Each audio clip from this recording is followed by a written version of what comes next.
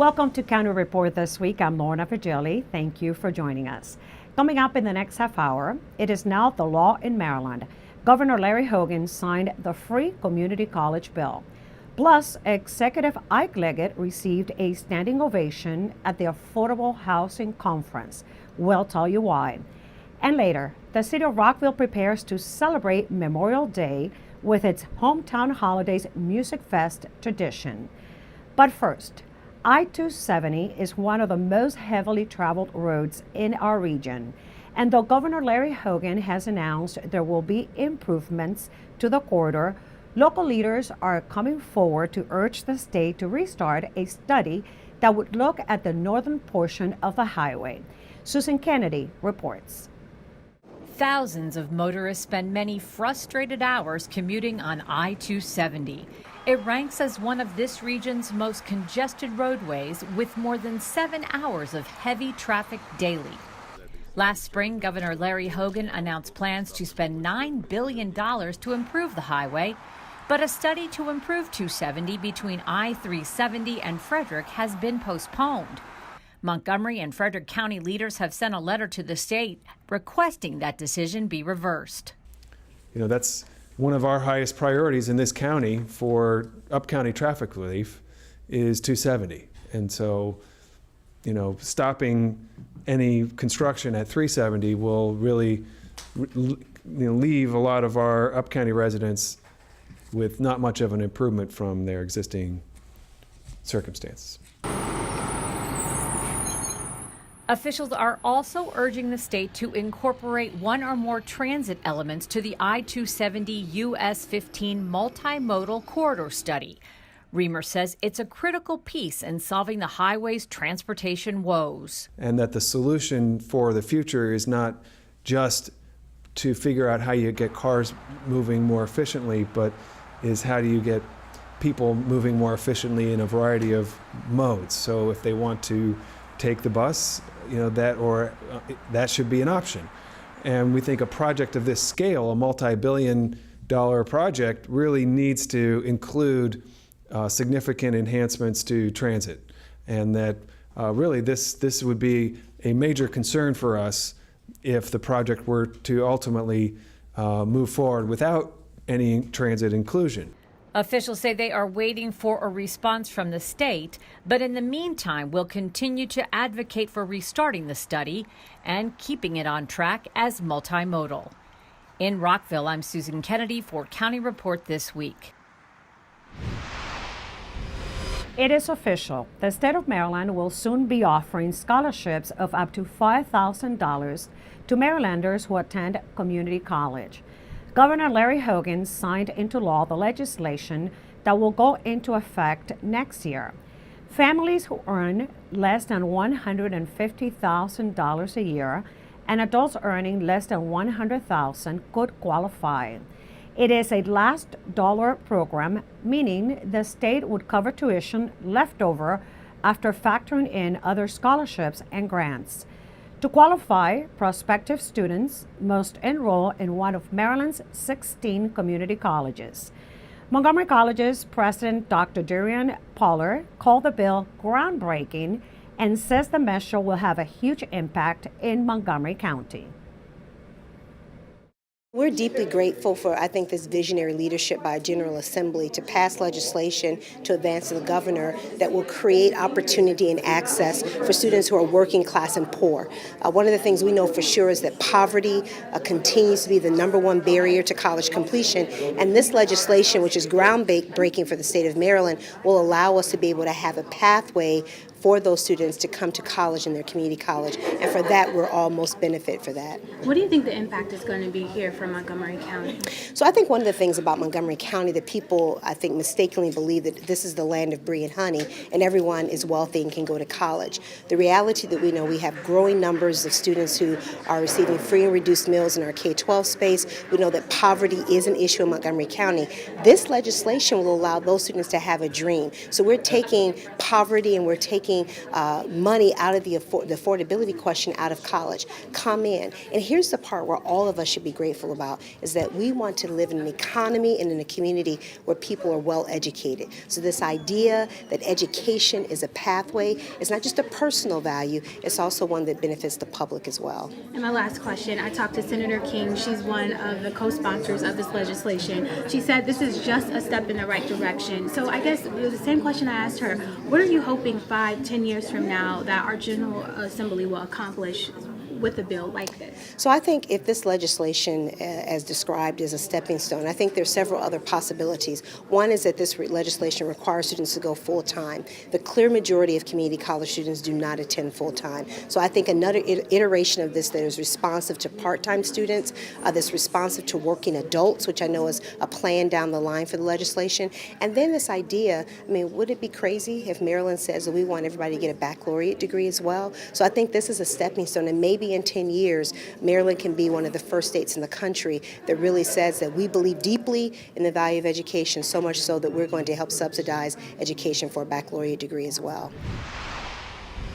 The county's Department of Health and Human Services has consolidated all of the offered early childhood services. This week in the county's Spanish language radio show, we talked about the more than 6 programs that help families connect with resources related to children from birth to age 5. Now all services have been integrated under one roof in order to serve residents better.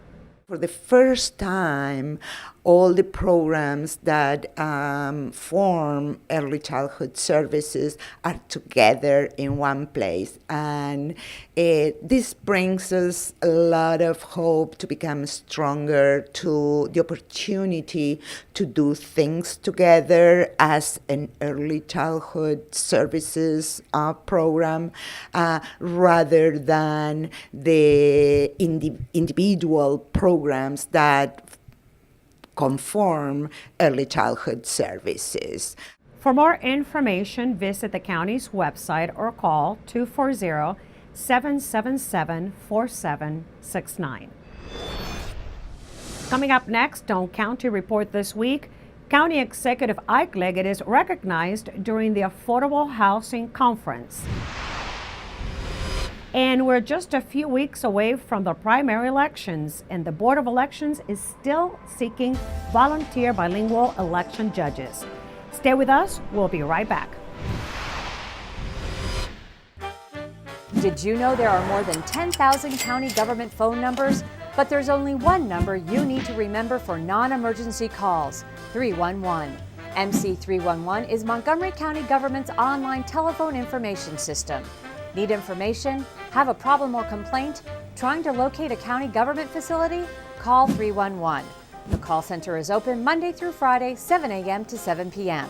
The website is available 24 hours a day, 7 days a week. Clean water is one of our most precious resources. Hello, I'm Mark Etheridge. Montgomery County's Permitting Services helps keep our streams and water resources clean by requiring management of stormwater runoff to reduce environmental impacts during and after construction occurs. This keeps dirty runoff from polluting our waterways. It's one of the many ways our building codes and permits safeguard our waterways.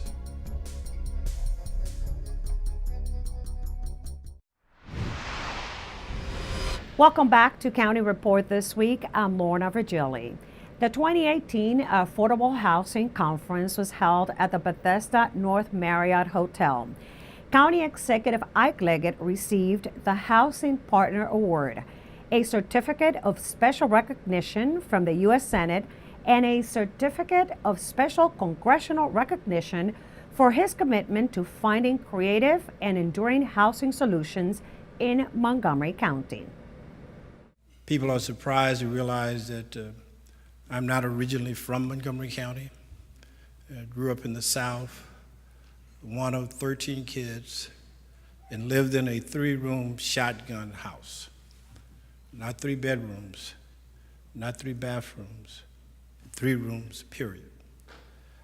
But we had a house, a place which we could, in fact, rest our heads, a center of gravity, a place that we call home, a place for which the community gathered. And so for me, as county executive, all of these years I wanted to make sure that the most vulnerable within our community had that same option. And so through the recession, through all the government closures, sequestrations, all of the challenges, we were able to provide huge sums of monies to affordable housing programs. And we've seen the results of that. And so this is not something I do solely as a matter of course as county executive, but something that I believe in. Ride-on Bus Service has announced that a total of 16 routes will see schedule updates. In addition, a new ride-on service will begin along U.S. Route 29. The new Route 129 service will add new limited-stop rush hour service on weekdays from 5:30 to 9 a.m. and from 3 to 7 p.m. along U.S. 29, providing service every 15 minutes between Burtonsville and the Silver Spring Transit Center. In addition, Route 2 will be rerouted during construction of the Laytonsville Place Bridge. Ride-on regularly assesses the need for service improvements and makes those changes 3 times a year. For more information on bus service, visit montgomerycountymd.gov/rideon. The gubernatorial primary election will take place on June 26, but residents can vote a week before. Early voting for the primary election will take place from June 14th through the 21st at 11 locations throughout the county. We spoke with Marjorie Rohrer from the Board of Election to find out what residents need to know about this year's election. Early voting will begin on June 14th and run through June 21st. Hours are 10 a.m. to 8 p.m. We now have 11 early voting sites in the county. You can go to any one that you want. If you live up county, but you happen to be down county on business or pleasure, stop by one of the early voting sites down there. Go to our website at 777vote.org and find out what the wait time is at each of the early voting centers. That way, if you're going to pass 2 or 3 centers on your way home or on your way to an errand, you can look on the website and see which one has the quickest wait time. And so not only are you now able to choose how you're going to vote, you're able to choose when and where. And those hours, 10 a.m. to 8 p.m., are also the same hours on Saturday and Sunday. So June 14th to 21st, all days, 10 a.m. to 8 p.m. For election information, call 240-777-VOTE or visit 777vote.org. Coming up on County Report this week, the names of county service members killed in Vietnam are now etched in memory at Memorial Plaza. And the City of Rockville Hometown Holidays is the place to be to observe Memorial Day. Stay with us. We'll be right back.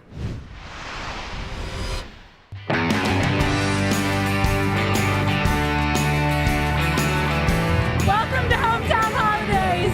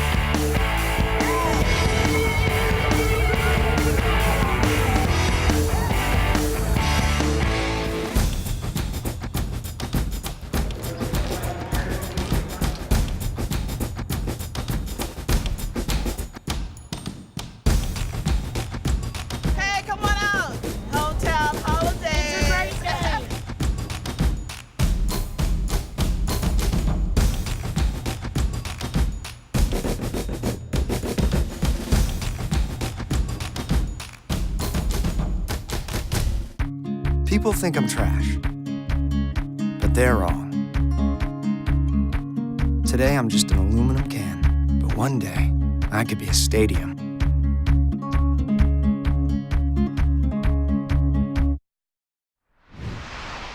Welcome back to County Report this week. I'm Lorna Virgili. There is a new Montgomery County Vietnam Veterans Memorial Wall at Memorial Plaza, which is located at the Government Complex Center. The memorial includes the names of 130 service members from Montgomery County who were killed or reported missing in action during the Vietnam War. I've been traveling the last 9 years to every state in the Union photographing Vietnam memorials. And I have about 650 of them now up on a blog that I write. And it became apparent after a while that we didn't have one that I felt was appropriate. We had one, but it was small and there were no names on it, and it was lovely. But it didn't do justice to these 130 Montgomery County citizens. So today we're here. Today it's done. A plaque honoring all Montgomery County residents who served our country during the Vietnam War era from 1955 to 1975 will be unveiled at the ceremony on May 21st, and those who served will be recognized. Do you have a deck in your backyard that has not been inspected for quite some time? Well, take advantage of this opportunity. May is Building Safety Month, and that's what actually the Department of Permitting Services is all about. We're about keeping buildings safe for people. During the month of May, we offer a special sort of invitation to our residents to have a free deck maintenance inspection. Put it where you're going to put deck failures occur when people lean over the edge like this to look. This is where you normally get most of your pressure. These are designed for a certain amount of thrust against them, but really that thrust is people looking out over the edge, leaning against it. We would give this a little bit of shake here. You can see that we're getting a lot of movement. We did see downstairs that we had lag screws. We would recommend that you replace this with through bolts, and that's just a matter of backing one out and putting a new one in. We would tell the homeowner there are possibly some things that could be salvaged from this deck as it's repaired, but most of this needs to be replaced, and with possibly new parts and pieces. Now, when you do that, if you replace one picket, you don't need a permit. If you replace the whole rail system and the stairs, we ask you to come get a permit from us so that we can inspect it and make sure that it is being done properly. We're not out here just to chase you around. We want to make sure that you're safe. The last thing that I want to hear ever, and it runs chills through me when I hear of a deck collapse. And we're getting to be that time of year. Everybody's going to have barbecues. People get on the deck. You get a lot of people there. They all start moving one way or the other, and that's just what it takes to break it down and have a collapse and then have injuries. And that's what this is all about, stopping people from getting injured. If you are a county homeowner and wish to have your deck inspected, just call 311 to schedule an appointment. Montgomery County Parks has installed 2 new solar fields at the South Germantown Recreational Area and Rock Creek Regional Park in Durwood. The fields are expected to generate 2.5 million kilowatts a year, which is equal to offsetting the carbon released by 400 homes. This solar field is one of 2 projects that were just completed on Parkland Montgomery Park system. Combined, the 2 solar fields are about 2.5 megawatts. They're being used to power up a number of our facilities across the park system. These 2 sites combined, it's equivalent to about the carbon dioxide emissions of about 400 typical American homes. Okay. So we'll be offsetting that carbon with these sites. These fields actually came at no cost to the Parks Department. It was done through a power purchase agreement, which is a specialized financing mechanism for these types of projects. Local government entity connects with a third party company who comes in and provides all the initial capital investment for the installation of the fields, and then they actually own and operate and maintain those fields for a contracted period. The Parks Department then purchases all of that green power, and we're able to apply it to a number of our facilities in our system. And that sounds like a significant savings. Yeah, absolutely.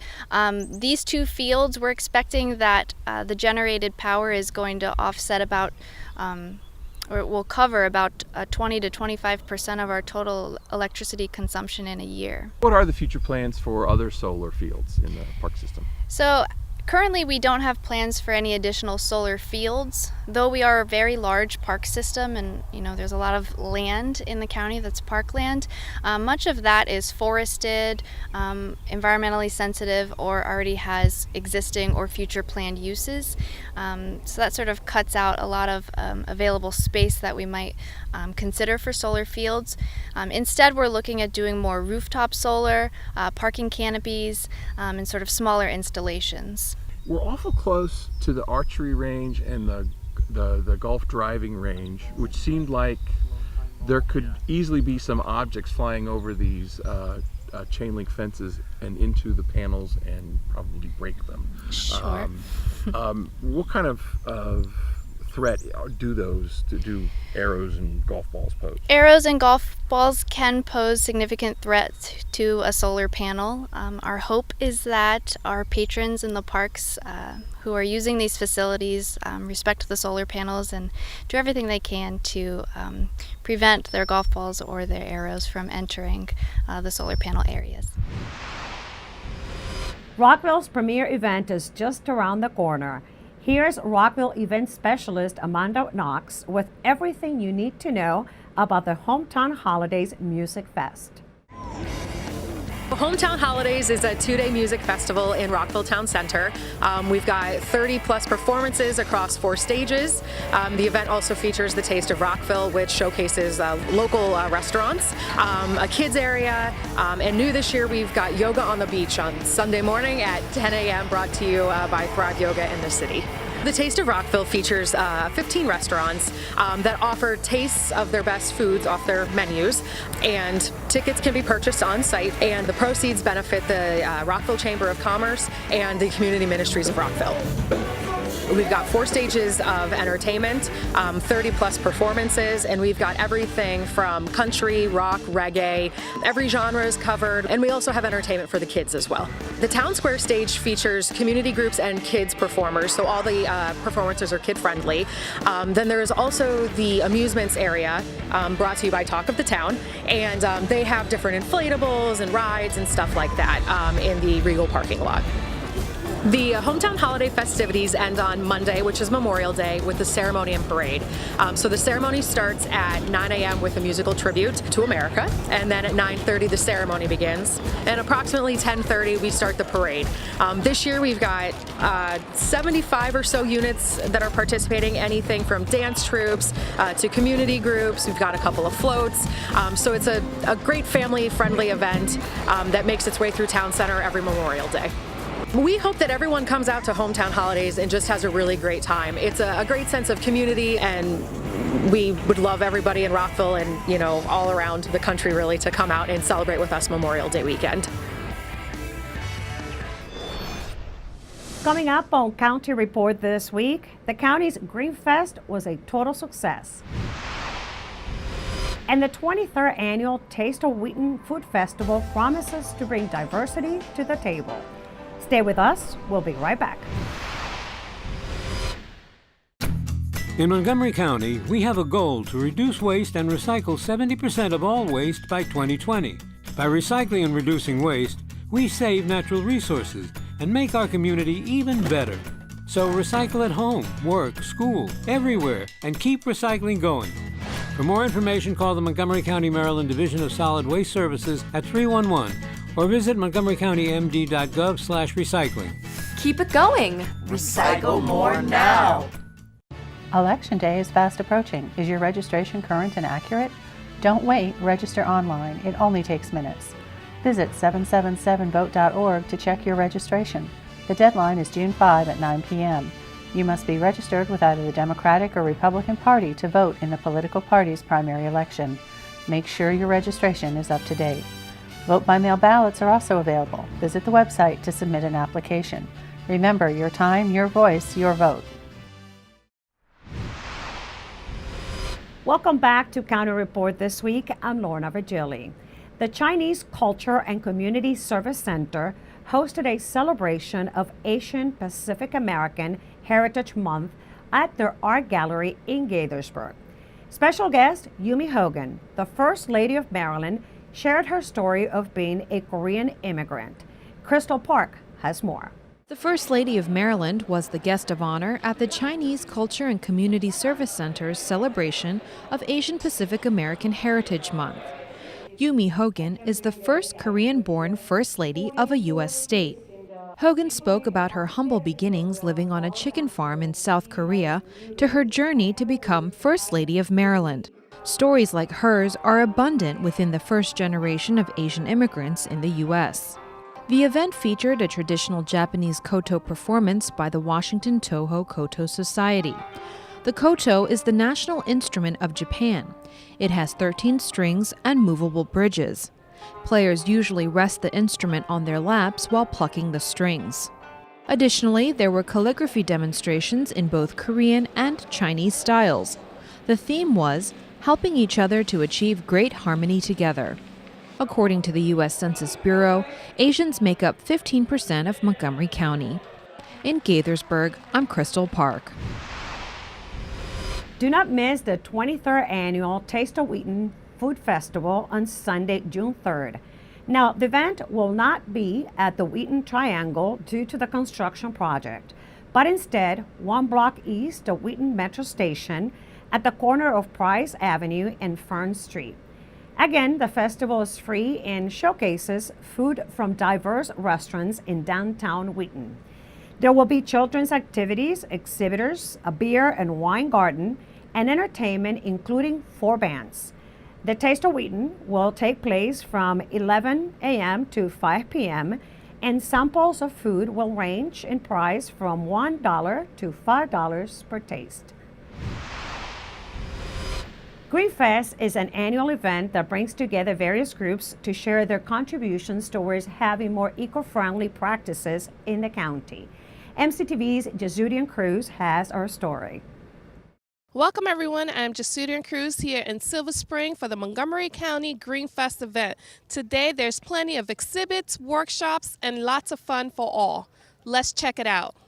GreenFest is really from raising awareness and then providing residents and businesses with the tools to do their part. So from awareness to action. And so you could see if you just walk around this beautiful park today, if you're interested in solar panels, you'll see a bunch of folks exhibiting there. If you're interested in green investing, there are people you could talk about. If you're interested in planting native plants and trees and how to take care of the soil, you'll get answers as well. Beekeeping, etc. It's really about greening your lifestyle and your workplace as well. We source our energy from regional wind and solar farms because we don't think it goes far enough to get all your wind and solar from somewhere cheap like California or Texas and bring it all the way here to Maryland.